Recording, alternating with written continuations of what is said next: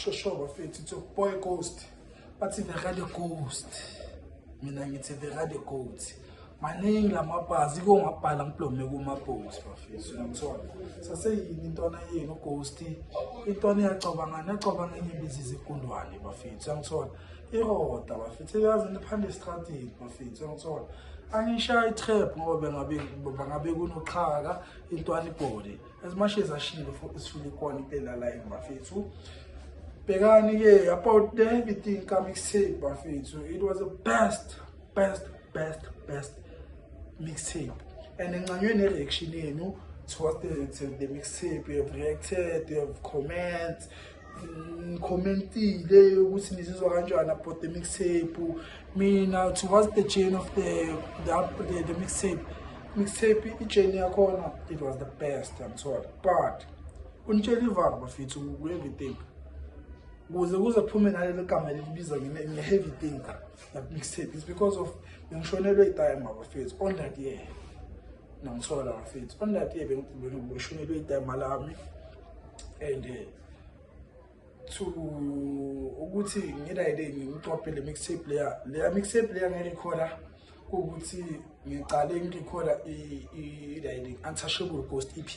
Untouchable Ghost EP ngirekhoda amanye ama-track extra ukuthi ngazitshela ukuthi la amanye extra azongena kwelinye project engacavi.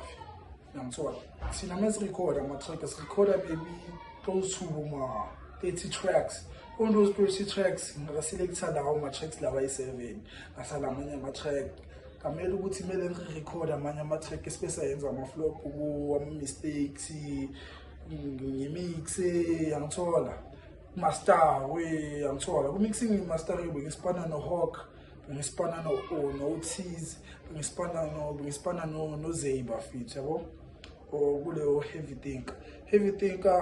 To speak the truth, it was the best decision ukuthi ngibe independent artist, so that ngizokwazi ukuthi nami ngibone ukuthi ngiphuma kanjani njenge-artist. Everything an independent artist ngikwazi ukuthola izinto zami, ama-props wami from kimi. Ngikwazi ukuthi angithi mina ngisayinanga bafethu. It's so hard to be an independent artist, to speak the truth, but through that journey kuya ngakuthi uyaphusha mfethu.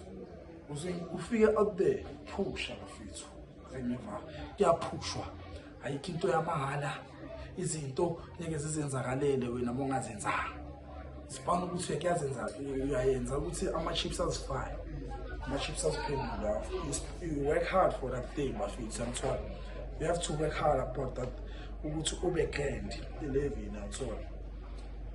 Okay, the name Vekade Ghost in the behind the scene, because everything the spun Vekade Ghost.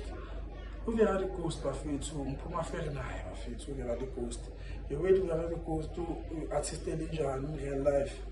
Mina bafethu to speak your truth, umuntu o-emotionally, umuntu o-spiritual. Understand bafethu, umuntu o-kind. Ngiphila nabantu, abantu banicela amahensi, bayenzela amahensi. Sicabana makube wabhast ekugcineni. Lawo mahensi lawo kakhulu engiyenzanga ngoba ngi-expecting you or something. Sometimes akhona amanye amahensi ukuthi kumele we-expect kuwe. Ngithola kwezinye izinto mfethu, you don't have to ukuthi ubale ukuthi ubani kuyenzakalani ubhekeni. Ngithola ngoba you don't have to ukuthi ubale ezinye izinto kumele mfethu usipane nabantu ukuthi ube grand. Ngithola. That's sure.